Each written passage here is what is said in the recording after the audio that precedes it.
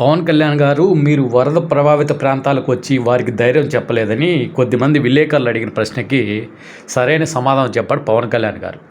నేను ఫిజికల్గా అక్కడికి వెళ్ళి అక్కడ వాళ్ళందరికీ డిస్టర్బ్ చేయడం కంటే ఇక్కడ నుండే పర్యవేక్షించి అధికారులను అప్రమత్తం చేస్తున్నాను.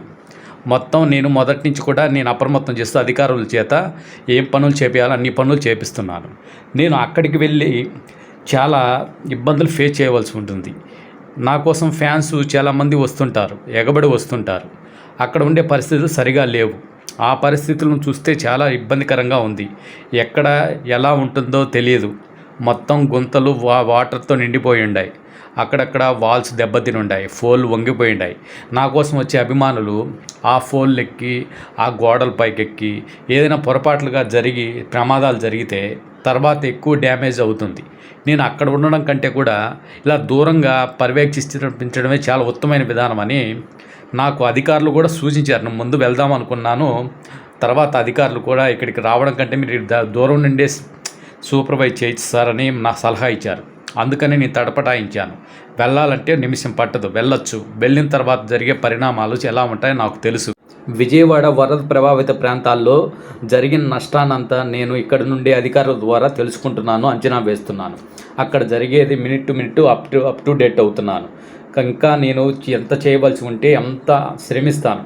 కానీ అక్కడికి వెళ్ళడం అంటే నాకు క్షణాల్లో సమయం పట్టదు. కానీ వెళ్ళిన తర్వాత ఇంకా ఏదైనా జరగని సంఘటనలు జరిగితే మళ్ళీ తర్వాత చాలా ప్రజలకి ఇబ్బంది కలిగించిన వాడిని అవుతాను. సో నన్ను మీరు అర్థం చేసుకుంటారని ఆశిస్తున్నాను. నేను వచ్చే కాలంలో పరిస్థితులు సర్దుమణిగిన తర్వాత బాగున్న తర్వాత ఖచ్చితంగా అక్కడికి వెళ్ళి అందరినీ పలకరించి ఓదారుస్తానని ఆయన విలేకరులకు చెప్పుకొచ్చారు. అంతేకాకుండా చాలా చోట్ల ఇప్పుడే బీభత్సమైన వరదలు చుట్టుమిట్టే అక్కడ చాలా ఇళ్ళు, పొలాలు, అంతేకాకుండా వెహికల్స్ సైతం కొట్టుకోపోవడం చాలా బాధాకరం అనిపించింది. ఆ విషయాలను నేను టెలివిజన్ ద్వారా వీక్షిస్తూ చాలా కలత చెందాను. ఇంకా నాకు చేతనైనంత సహాయం ఏది చేయాల్సి ఉంటే ఖచ్చితంగా 100% చేసి ఆ ప్రజలను ఆదుకునే బాధ్యత నాదని పవన్ కళ్యాణ్ విలేకరులకు తెలియజేశారు. అంతేకాకుండా ఎవరైనా సరే నేను అక్కడ ఫిజికల్గా లేకున్నా సరే నేను ఇక్కడ నుండే ప్రతి ఒక్క విషయాన్ని మినిట్ టు మినిట్ అధికారులను అడిగి తెలుసుకొని అక్కడ జరగవలసిన కార్యక్రమాలన్నీ ఇక్కడ నుండి పర్యవేక్షించి జరిగేలా చూస్తూ ఉంటాను. సో ఇందులో ఎలాంటి అనుమానం లేదు. నాకు వచ్చిన పదవికి నేను న్యాయం చేస్తాను అంటూ పవన్ కళ్యాణ్ చెప్పుకొచ్చారు.